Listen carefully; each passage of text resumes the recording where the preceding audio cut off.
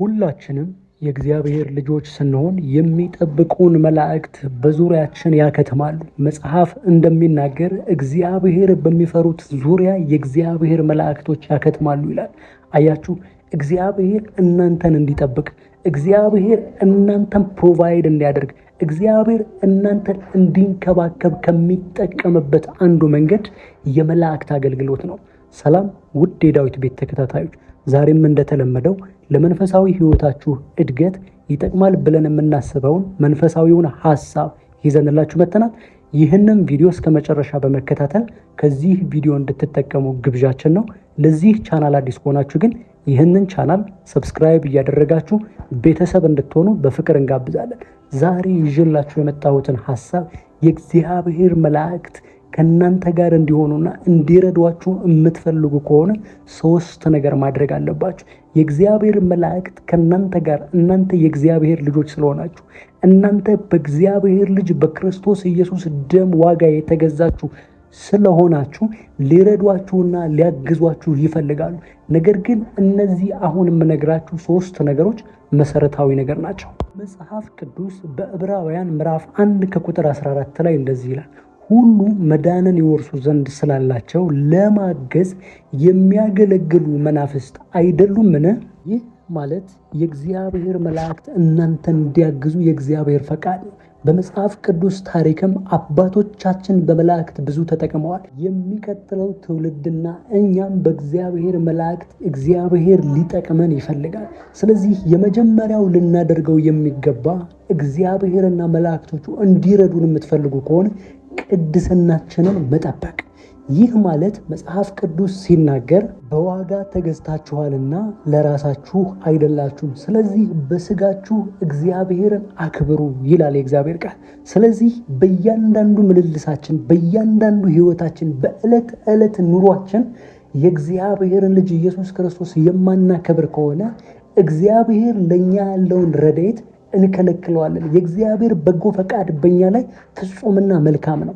ነገር ግን በአንጻሩ ክፉ ባደረግን ቁጥር፣ ከክፉ ጋር ህብረት ባደረግን ቁጥር ብዙ ጊዜ ከእግዚአብሔር ረድኤት እንጎድላለን።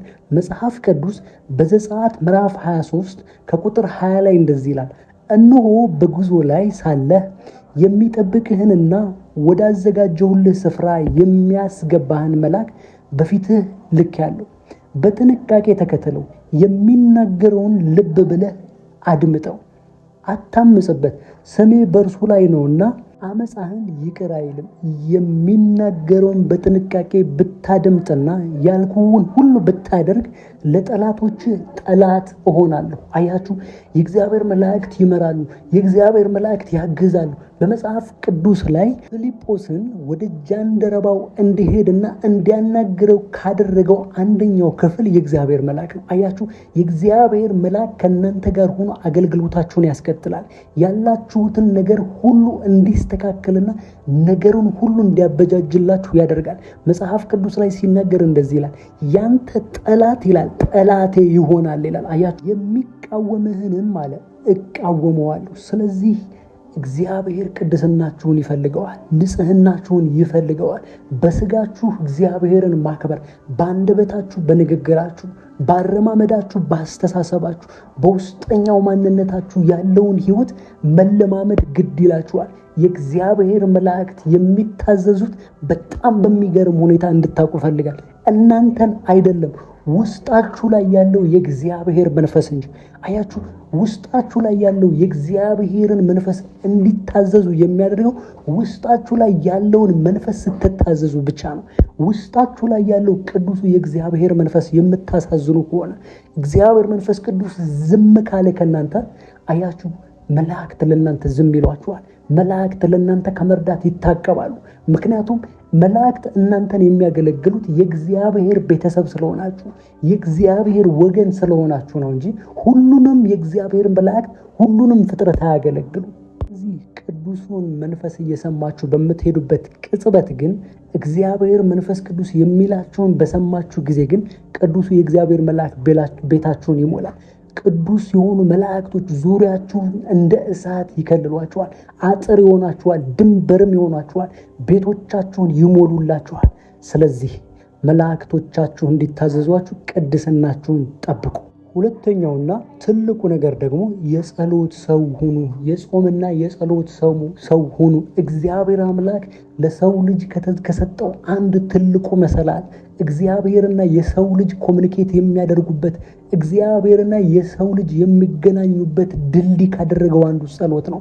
በምትጸልዩበት ጊዜ ወደ እግዚአብሔር ወደ መንፈሳዊው ዓለም በምትሄዱበት ጊዜ የእግዚአብሔር መላእክት መናፍስት ስለሆኑ ቅዱሳን መላእክት ቅዱሳን ስለሆኑ እናንተም በዛ በኩል ልታገኟቸው ትችላላችሁ። ነገራችን ላይ እዚህ ስለ መላእክት እንድታቁት የምፈልገው መላእክት የሆኑ ተዋጊዎች ብቻ አይደሉም።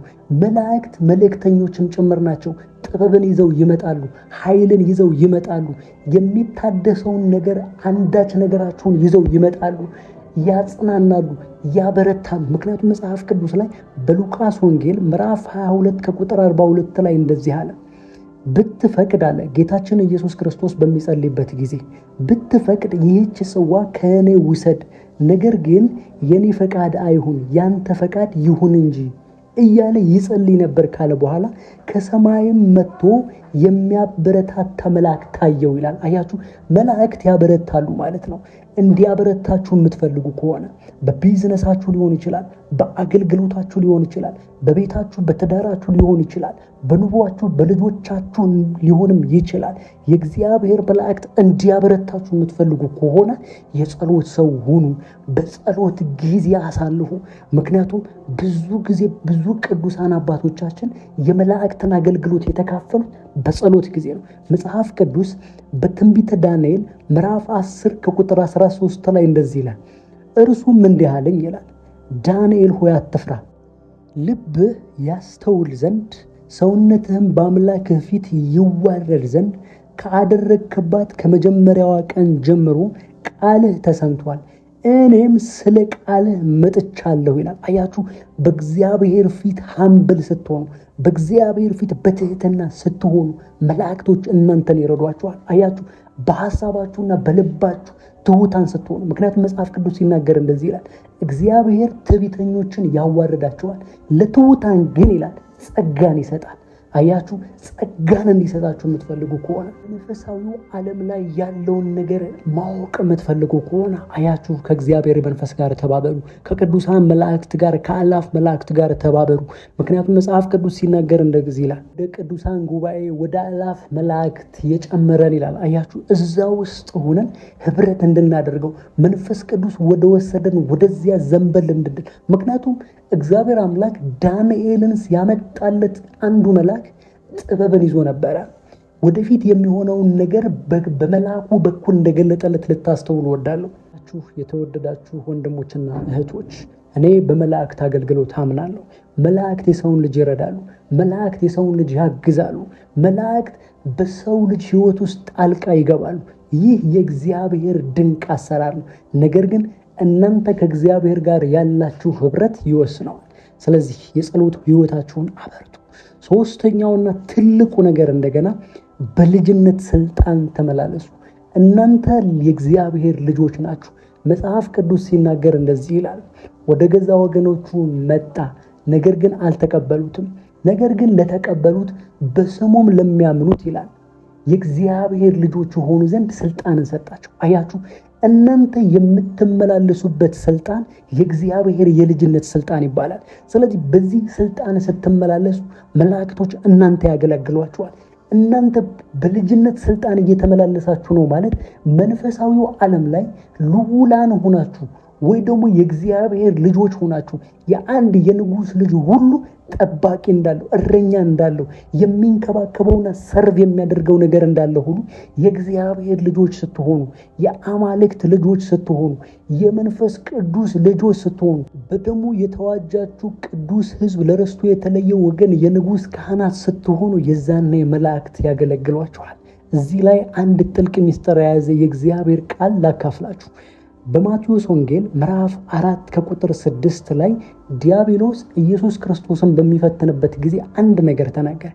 የእግዚአብሔር ልጅ ከሆንክ ራስህን ወደ መሬት ወርውር፣ እንዲህ ተብሎ ተጽፏልና እግርህ በድንጋይ እንዳይሰናከል በእጆቻቸው ያነሱሃል፣ መላእክቶቹን ስላንተ ያዛል ይላል። አያችሁ ጌታ ኢየሱስን በመጽሐፍ እንዲህ ተብሎ ተጽፏል፣ እግዚአብሔር አምላክን አትፈታተነው ተብሎ ተጽፏል ብሎ መለሰለት።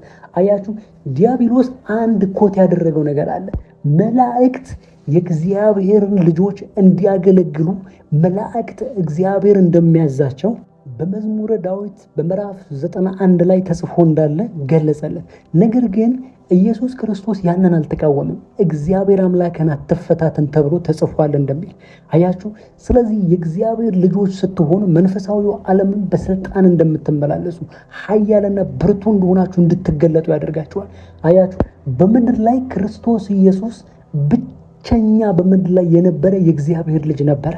እናንተም ይህንን እንድታውቁ ፈልጋለሁ። ዲያብሎስ ከሁሉም በተለየ ኢየሱስ ላይ አቴንሽን አደረገ። ይህ ማለት ያውቋቸው ነበረ ማለት የእግዚአብሔር ልጅ እንደሆንክ እናውቃለን፣ ልታጠፋን መጣህን? አያችሁ በእግዚአብሔር ልጆች የሚጠፉ አንዳች ነገር አለ። መጽሐፍ ቅዱስ ሲናገር እንደዚህ ይላል፣ ፍጥረት ሁሉ በክፉ እንደተያዘ እናውቃለን ይላል። ነገር ግን ፍጥረት ሁሉ የእግዚአብሔር ልጆች መገለጥ በናፍቆት ይጠባበቃል ይላል። አያችሁ በስልጣን ተገለጡ፣ የእግዚአብሔር ልጆች ሆናችሁ ተገለጡ። የዛኔ መላእክት ከእናንተ አይለዩም። የዛኔ መላእክት እናንተን ያገለግሏችኋል። የዛኔ መላእክት ቤቶቻችሁን ይሞላሉ። የዛኔ የእግዚአብሔር መላእክት በእናንተ ሕይወት ውስጥ ጣልቃ ይገባሉ፣ ይረዷችኋል፣ ይዋጉላችኋል፣ ያሻግሯችኋል። 1000 በቀኝ 10,000 በግራ ይጥልሏችኋል። እናንተ ከማታዩት ነገር ይከልሏችኋል። ይህ የእግዚአብሔር ድንቅ አሰራር ነው። የዛሬው ሐሳቤ ይህ ነበረ። እስከ መጨረሻው ከኔ ጋር ስለነበራችሁ አመሰግናለሁ። ይህ ቪዲዮ ከጠቀማችሁ ላይክ፣ ሼር ማድረግ እንዳትረሱ። ለዚህ ቻናል አዲስ ከሆናችሁ ግን ይህንን ቻናል ሰብስክራይብ እያደረጋችሁ ቤተሰብ እንድትሆኑ በፍቅር ጋብዛችኋለሁ። በሚቀጥለው ቪዲዮ እስክንገናኝ ድረስ የእግዚአብሔር ሰላም ከእናንተ ጋር ይሁን። ሰላም